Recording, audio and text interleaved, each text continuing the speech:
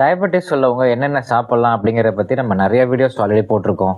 இருந்தாலும் இப்போவும் கிளினிக் வர நிறைய டயபெட்டிக் பேஷண்ட்ஸ் காலைல என்ன சாப்பிட்டீங்க அப்படின்னு கேட்டால் இட்லி தோசை, மதியம் சாப்பாடு, நைட் நைட் டிஃபன் தான் அப்படிமா. அதான் டிஃபன் தான், அதில் என்ன அப்படின்னு கேட்டால் அதே இட்லி தோசை. ஸோ 3 நேரமும் அரிசியில் செஞ்ச உணவே சாப்பிட்றாங்க. அதை நம்ம மாற்றணும். அதுக்காக தான் திரும்ப ஒரு பதிவு. காலையிலேருந்து நைட் வரைக்கும் டயபெட்டிஸ் உள்ளவங்க என்னென்ன சாப்பிட்லாம் அப்படின்னு பார்க்க போகிறோம். காலையில் எந்திரிச்ச உடனே வெறும் வயிற்றில் தண்ணி குடிங்க. எம்டி ஸ்டொமக்கில் டீ காஃபி குடிக்கிற பழக்கத்தை குறைச்சிக்கங்க. இதுக்கு பின்னாடி உள்ள மருத்துவ அறிவியல் என்ன அப்படின்னா, ஸோ ஆல்ரெடி ஆசிட் செக்ரேஷன் அதிகமாக இருக்கிற இடத்துல நம்ம இன்னும் சூடாக ஒரு டீயோ காஃபியோ கொடுத்தோம்னா அசிடிட்டி அதிகமாகிடும். அதனால தான் நிறைய பேர் சொல்லுவாங்க காலையின்னு சொன்னால் ஒமட்டுது அப்படிம்பாங்க. அந்த மாதிரி உள்ளவங்க கண்டிப்பாக வெறும் வயிற்றில் டீ காஃபி குடிக்காதீங்க, பச்சை தண்ணி குடிங்க. அது ரொம்ப நல்லது. அந்த பச்சை தண்ணியில் முதல் நாள் நைட்டு ஒரு ஸ்பூன் வெந்தயம், ஒரு ஸ்பூன் பன்னீர் பூ, அதை நைட்டே ஊற வச்சுருங்க. காலையில் எழுந்திரிச்சோன்னா வெறும் வயிற்றில் ப்ரஷ் பண்ணிவிட்டு இந்த வெந்தய தண்ணி இல்லைன்னா பன்னீர் பூ கலந்த தண்ணி குடிங்க. இதை நம்ம ஒரு மருத்துவமாக பார்க்க வேண்டாம். சாதாரணமாக நம்ம தண்ணி குடிக்கிறோம், அதோட இதை கலந்து குடிக்கிறோம், அவ்வளோதான். இதனால ஒன்றும் சைடு எஃபெக்ட்ஸ் கிடையாது. இதை நம்ம தொடர்ந்து செய்யும் பொழுது நம்ம கண்டிப்பாக நன்மைகள் ஏற்படும். இப்போ என்னோட கிளினிக் ஒரு நிறைய பேஷண்ட்ஸ் கிட்டே இப்போ மெட்ஃபார்மின் எவ்வளோ 2000 mg எடுக்கிறீங்களா, 2000லேருந்து ஒரு 500 குறைச்சி பார்ப்போம். 1500 mg எடுக்கிறீங்களா, அதுலேருந்து ஒரு 500 குறைப்போம். அப்படி நம்ம மெடிசின்ஸை குறைக்கிறதுக்கு இந்த மாதிரி சப்ளிமெண்ட்ஸ்லாம் நமக்கு கண்டிப்பாக ஹெல்ப் பண்ணும். அதில் எந்த ஒரு மாற்று கருத்துமே கிடையாது. வெறும் மாத்திரை மருந்தை மட்டுமே நம்பி இல்லாமல் நம்மளுடைய உணவு பழக்க வழக்கங்களை மாற்றுறதன் மூலியமாகவும் உடற்பயிற்சி அதிகப்படுத்துறது மூலியமாகவும் இந்த மாதிரி சப்ளிமெண்ட்ஸ்லாம் எடுத்துக்கிறதுனாலையும் கண்டிப்பாக மெடிசின்ஸோடைய அளவை நம்ம குறைக்க முடியும். இது ப்ராக்டிக்கலாக நான் டெய்லி பார்த்துட்டு இருக்கிற விஷயம். சரி, தண்ணி குடிச்சாச்சு. அடுத்தது பிரேக்ஃபாஸ்ட்டில் எப்போதும் போல் இட்லி தோசை சாப்பிட்ற பழக்கத்தை நம்ம கண்டிப்பாக மாற்றிக்கணும். அந்த ட்ரெண்டை நம்ம அப்படியே இப்போ சேஞ்ச் பண்ணணும். என்ன பண்ணலாம்? சிறுதானியங்கள் சாப்பிடலாம். சிறுதானியம் அப்படின்னு நிறைய பேர் கம்பு கூழ் தான் குடிக்கிறேன், கேழ்வரகு கூழ் தான் குடிக்கிறேன் அப்படிம்பாங்க. அப்படி குடித்தா கண்டிப்பாக சுகர் ஏறும். ஆச்சரியமாக இருக்கா? அதான் உண்மை. கூழாவோ கஞ்சியாவோ ஒரு பொருளை குடிக்கும் பொழுது கிளைசிமிக் இண்டெக்ஸ் ஷார்ப் ரைஸ் இருக்கும். அதாவது சாப்பிட்ட உடனே சுகர் லெவல்ஸ் ஏறிடும். எல்லா சிறுதானியமும் ஒன்றும் கிடையாது. சிறுதானியத்திலேயே கம்பு கேழ்வரகுல கிளைசிமிக் இண்டெக்ஸ் அதிகம். அதாவது சுகரோட லெவல்ஸை இன்க்ரீஸ் பண்ணும், கார்போஹைட்ரேட்ஸ் லெவல்ஸை அதிகமாக இருக்கும். அதனால தான் வளர்கிற குழந்தைங்களுக்கு அதை கொடுக்கலாம். அவங்களோட எனர்ஜிக்கு அது தேவை. டயபெட்டிஸ் உள்ளவங்க, கேலோரிஸ் கம்மியாக இருக்கணும் அப்படிங்கிறவங்க இந்த சிறுதானியங்களை அவாய்ட் பண்ணிட்டு பாசிட்டிவ் மில்லட்ஸ் அப்படின்னு சொல்லக்கூடிய வரகு, குதிரவாளி, சாமை, திணை இதை யூஸ் பண்ணலாம். இதை நம்ம முதல் நாளே ஊற வச்சுட்டு அடுத்த நாள் குக்கரில் போட்டு வேக வச்சாலும் சரி, இல்லை சாதம் வடிக்கிற மாதிரி வடித்தாலும் சரி, வடித்து அதில் தயிர் ஊற்றி நல்லா பிசைஞ்சு சாப்பிடலாம். அதுவும் நல்லா மென்று சாப்பிடணும். ஒரு வாயும் நம்ம 10 வாட்டி பைட் பண்ணணும். Mindful eating. நம்ம சாப்பிட்றத ஃபுல்லாக அங்கே ஃபோக்கஸ் பண்ணி சாப்பிடணும். அதில் என்ன பெனிஃபிட்னு பார்த்தோம்னா, அதுக்கு பின்னாடி உள்ள மருத்துவ அறிவியல் நம்மளுடைய கணையத்தில் அமைலேஸ், லைப்பேஸ் இந்த என்சைம்ஸ்லாம் சுரக்குது அப்படின்னு நமக்கு தெரியும். அதே மாதிரி நம்மளுடைய எச்சிலையும் செலைவரி அமிலேஸ், லிங்குவல் லைப்பேஸ், லைசோசைம் அப்படின்னு 3 என்சைம்ஸ் சுரக்குது. அதுக்கு நம்ம வேலை கொடுத்து ஒரு வாயும் நம்ம 10 times பைட் பண்ணி நல்லா மென்று சாப்பிட்டோம்னா அந்த என்சைம்ஸ்லாம் பாதி வேலையை அங்கேயே முடிச்சிடும். கணையத்தோட வேலையை நம்ம குறைக்கிறோம். டயபெட்டிஸோட கான்செப்டே ப்ரிசர்விங் த பேங்க்ரியாஸ் தான். ஸோ கணையத்தோட வேலையை நம்ம குறைக்கும் பொழுது கணையம் இன்னும் ரொம்ப நாள் வேலை செய்யும். ஸோ இன்சுலின் ரெசிஸ்டன்ஸ் அதிகமாக நம்ம ப்ரிவென்ட் பண்ண முடியும். இவ்வளோ விஷயங்கள் இருக்குது. சிம்பிளாக மென்று சாப்பிட்றதுல இவ்வளோ மருத்துவ அறிவியல் இருக்குது. ஸோ சிறுதானிய உணவுகள், வரகு, சாமை, திணை, குதிரவாளி இதெல்லாம் நல்லா வேக வச்சு பிசைஞ்சு மென்று சாப்பிடுங்க. இல்லைனா இட்லி தோசை தான் சாப்பிடணும், எனக்கு இதெல்லாம் பிடிக்காது அப்படின்னா இட்லி தோசையே சாப்பிட்லாம். என்ன ஒரே ஒரு சேஞ்ச், ஒயிட் ரைஸ்க்கு பதிலாக சிவப்பரிசி ஊற வச்சிடணும். அதோட அடிஷ்னலாக குதிரவாளி, உளுந்து, வெந்தயம் இதெல்லாம் நைட்டே ஊற வச்சு அரைச்சி மார்னிங் இட்லி தோசை ஊற்றி சாப்பிட்லாம். குதிரவாளியே சாப்பிட்டு போர் அடிக்குது அப்படின்னா மற்ற கம்பு கேழ்வரகும் நம்ம தோசையாக சாப்பிட்லாம். ஒன்றும் பெருசாக சுகர் ஸ்பைக் ஆகாது. கூலாக குடித்தாதான் சுகர் ஸ்பைக் ஆகும். ஒரே ஒரு விஷயம்தான், இட்லி தோசை அரைக்கும் போது ஒயிட் ரைஸ்க்கு பதிலாக சிவப்பரிசி யூஸ் பண்ணிக்கிறோம். அடுத்தது 11 மணிக்கு ஆஃபீஸில் ஒர்க் பண்ணுறவங்களுக்கு எல்லாருக்கும் டீ கொண்டு வந்து கொடுக்குறாங்க.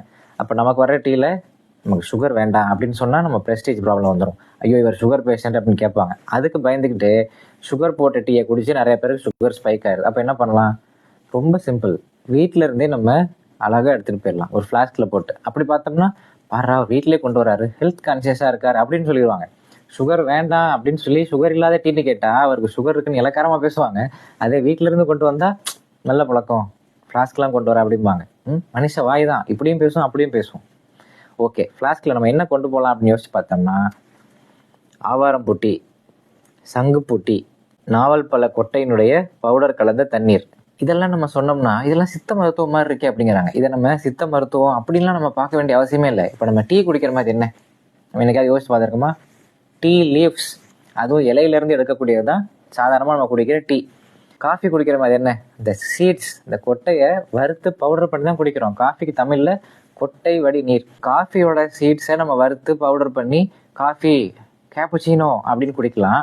நாவல் பழ கொட்டையை வறுத்து பவுடர் பண்ணி அதை ஏன் குடிக்கக்கூடாது சொல்லுங்கள், யோசிச்சு பாருங்கள். இப்போ இது உங்களுக்கு சித்த மருத்துவம் அப்படின்னா, இப்போ நம்ம குடிக்கிற டீ லீவ்ஸ், காஃபி சீட்ஸ், அதுவும் சித்த மருத்துவம் தானே வரணும். அதை நம்ம ஒரு ராயலாக வெஸ்டர்ன் ஸ்டைலில் பார்க்குறோம். இதை போய் ஆவாரம் பூவா, நாவல் பழ கொட்டையா அப்படின்னு ஏன் அதை நம்ம கேவலம் பார்க்கணும்? அப்படி நம்ம பார்க்க வேண்டாம். சாதாரண டீ குடிக்கிறதுக்கு பதிலாக பால் ஊற்றாமல் ஆவாரம் போட்டுக்கிடுங்க. சாதாரண காஃபி குடிக்கிறதுக்கு பதிலாக பால் ஊற்றாமல் நாவல் பழ கொட்டையை கொதிக்க வச்சு தண்ணியில் வடிகட்டி குடிங்க. அது பாட்டுக்கு அதோட வேலையை பார்த்துட்டே இருக்கும். இதனால எதுவும் சைடு எஃபெக்ட்ஸ் இருக்கா அப்படின்னா, எனக்கு தெரிஞ்சதுனால இந்த சைடு எஃபெக்ட்டும் இல்லை.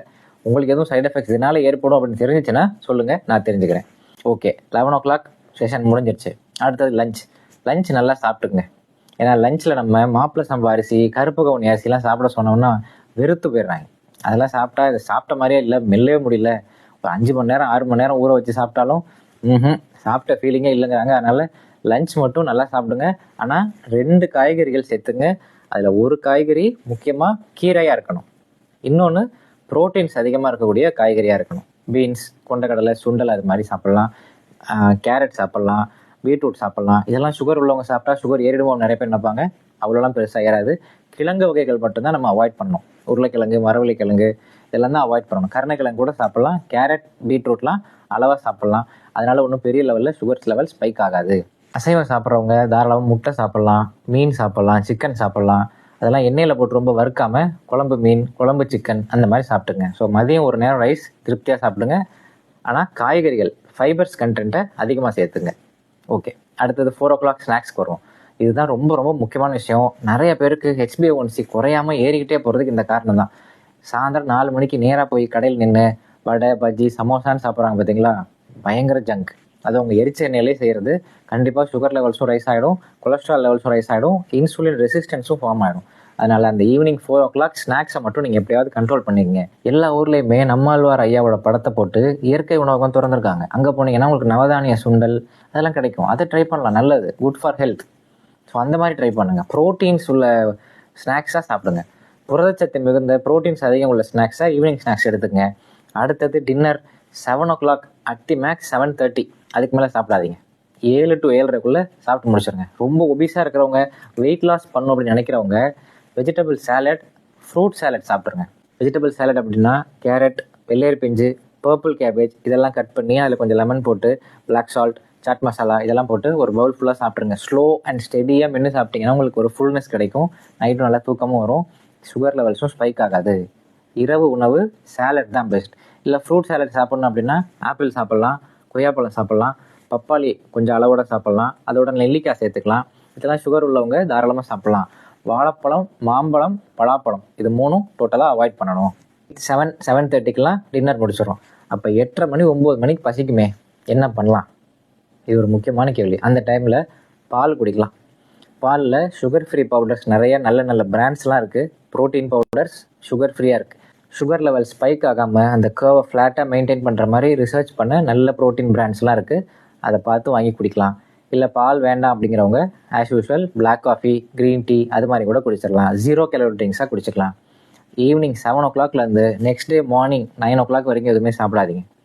14 hours 15 hours ஃபாஸ்டிங் இருங்க. Fasting does wonders. Fasting is healing. ஃபாஸ்டிங்கில் இருக்கும்போது நம்ம உடம்புல உள்ள நல்ல அணுக்கள் தேவையில்லாத கெட்ட அணுக்களை சாப்பிட்ரும். ஸோ லாங் டர்மாக பார்த்தோம்னா நமக்கு இன்சுலின் ரெசிஸ்டன்ஸ் குறையும், டேப்லெட்ஸோட அளவையும் நம்ம கண்டிப்பாக குறைக்க முடியும். இவ்வளோ தான் சீக்ரெட். டயபெட்டிஸ் ரிவர்சல் ப்ரோக்ராம்லாம் போட்டு இந்த ப்ரோக்ராமில் ஜாயின் பண்ணணுமா, 5000 ரூபா கட்டுங்க, 2000 ரூபா கட்டுங்க அப்படின்லாம் சொல்கிறாங்கல்ல, இவ்வளோ தான் விஷயம். அதை நான் உங்களுக்கு இப்போ ஃப்ரீயாகவே சொல்லிட்டேன். இதை நோட் பண்ணி வச்சுக்கோங்க, இதை ஃபாலோ பண்ணுங்கள், ஹாப்பியாக இருங்க. வேறு ஏதாவது டவுட்ஸ் இருந்துச்சுன்னா கேளுங்க. வேறு எதுவும் நான் மிஸ் பண்ணியிருந்தாலும் சொல்லுங்கள், நான் ஆன்சர் பண்ணுறேன். Take care, bye bye.